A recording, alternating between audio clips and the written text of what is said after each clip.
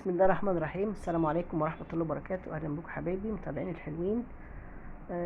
يلا بقى كده بينا نسمي الله كده مع بعض، واللي بيحب التبولة اللبنانية يجي معايا كده نشوف الفيديو الحلو ده كده. التبولة بقى مكوناتها بقى برغل، من اللي هو البرغل الأصفر ده، هو اللي هو لونه أصفر ذهبي ده، مش الأخضر مش الفريك، وبصل أخضر وكزبرة خضراء وملح وفلفل وخل وليمون وفصين توم كده مهروسين كده وخلاص. بس طبعا بما ان مفيش بقى بصل الايام دي، في البصل اخضر يعني في السوق كتير، مفيش اصلا، ما لقيتوش. يعني ايه، بدلت ببصل ناشف، قطعته كده جوانح رقيقه قوي كده وطلع في منتهى الجمال. والتبوله اللبنانيه دي بقى جميله جدا، انا عاملاها من ايام فتافيت.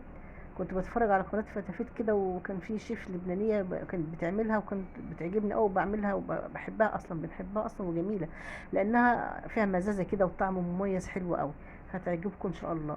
ولو عملتوها مش يعني هتعتمدوها ومش هتعملوا السلطه الخضراء تاني، اللي هي فيها المكونات بتاعتنا الخضراء العاديه كده دي.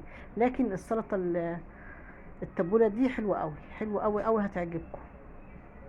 تمام كده بقى. جبنا الفريك بقى. بالنسبه للفريك لو عاوزه تنقعيه، يعني انا نقعته، يعني انا نقعته ممكن ما تنقعهوش، ممكن تغسليه كويس بس وخلاص.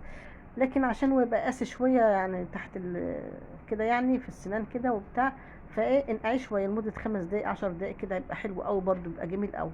لكن اللبنانيين تقريبا ما بينقعوش، بيعملوا حصى. انا شفته يعني شفته كده يعني من غير نقع، على طول غسلته وحطيته في السلطه. تمام. نفس الطريقه اللي انت شفتها دي طريقه التبوله اللبنانيه، حلوه قوي قوي قوي، ان شاء الله تعجبك. ودي كفته بقى عملتها الطريقه بتاعتها على القناه، لو حد عاوز يشوف الطريقه، ولو عاوزه تعملها ازاي كده بنفس على شبكه كده او على حاجه عشان تعملي فيها لون كده، يعني نقشه كده او حاجه.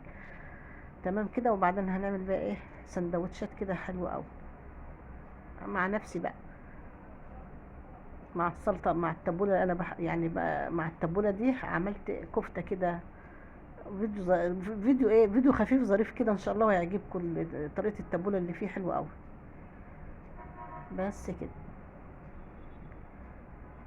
ان شاء الله كده ايه، ما تنسوناش في اللايك والاشتراك.